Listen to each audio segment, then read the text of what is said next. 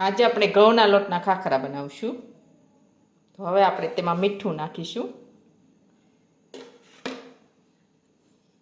તલ નાખીશું,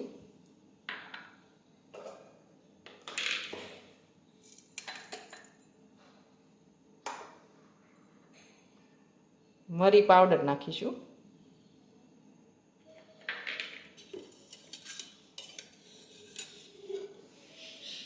મોણ નાખીશું,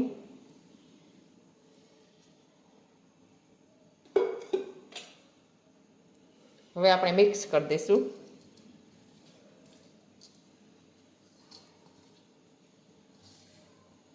હવે આપણો લોટ છે તે મિક્સ થઈ ગયો છે.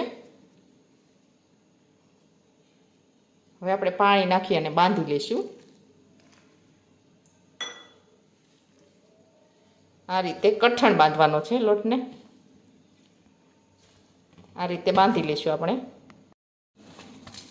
હવે આપણો લોટ છે તે એકદમ સરસ બંધાઈ ગયો છે. હવે આપણે તેમાં થોડું તેલ નાખીશું. તેલ નાખી અને કૂણવી લેશું.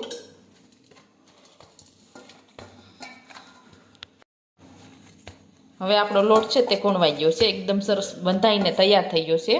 હવે આપણે તેના નાના નાના લુવા વાળી અને વણી લેશું. હવે આપણે વણી લેશું આ રીતે.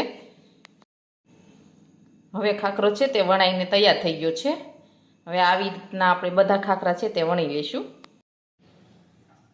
હવે આપણા બધા ખાખરા છે તે વણાઈને તૈયાર થઈ ગયા છે. હવે આપણે તળી લઈશું. હવે આપણે ખાખરા તળવા માટે તેલ ગરમ કરવા મૂક્યું છે. હવે આપણે તેલ છે તે ગરમ થવા દઈશું. હવે આપણું તેલ છે તે ગરમ થઈ ગયું છે. હવે આપણે તેમાં ખાખરા તળી લઈશું.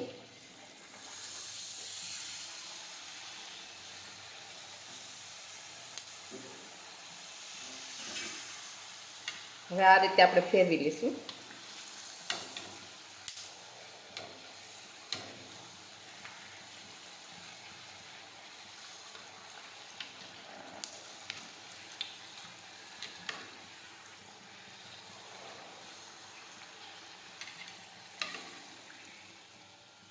હવે આપણા ખાખરા છે તે તળાઈ ગયા છે. આ રીતે આપણે બધા ખાખરા છે તે તળી લઈશું.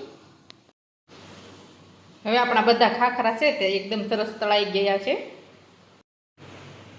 હવે આપણા ઘઉંના લોટના ખાખરા છે તે એકદમ સરસ બનીને તૈયાર થઈ ગયા છે. અને અમારો આ વિડીયો ગમે તો મારી JK કુકિંગ્સ એન્ડ હેન્ડવર્ક ચેનલને લાઇક કરો, શેર કરો અને સબસ્ક્રાઈબ કરો.